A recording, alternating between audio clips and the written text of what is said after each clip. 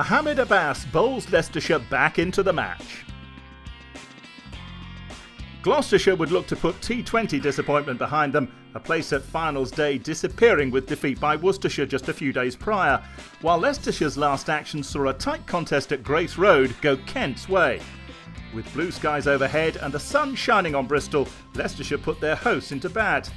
Chris Dent and Miles Hammond made a quiet start, but they saw off the dangerous Mohamed Abbas and began to get their side's innings up and running. The first 20 overs passed without incident, but the innings exploded into life in the 22nd.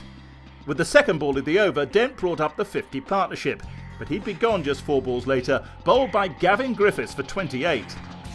Abbas came back into the attack in the next over and took just 4 balls to remove Hammond, caught behind for 7.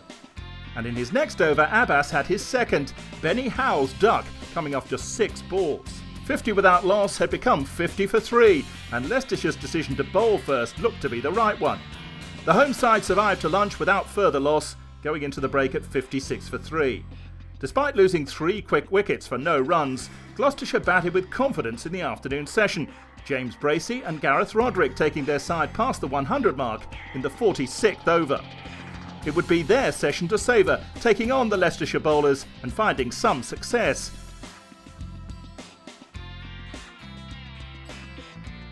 They'd added 89 runs to the total by the time they reached tea, Roderick 10 runs short of a 50 and Bracey just 2.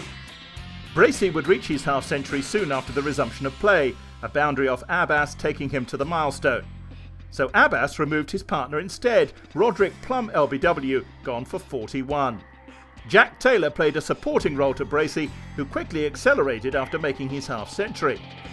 Ackerman added another LBW to the proceedings, Taylor departing for 21. Higgins followed in the next over, his stay at the crease ended for a duck by Ben Rain. Rain then removed Charlesworth for just 2 runs, LBW from round the wicket. And Abbas then removed the danger man Bracey for 76 in the following over.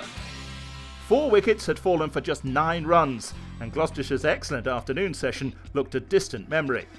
David Payne and Matt Taylor could only add 1 run before departing within 9 balls of each other. Payne would go first, caught behind off the bowling of Rain for a duck, before Taylor followed in the next over, first slip with the catch, Abbas with his 5th of the innings. They finished on 202 and the dangerous Abbas took 5 for 30. As the evening drew in, Leicestershire faced the tricky prospect of a brief spell out in the middle, but were unable to avoid losing a wicket.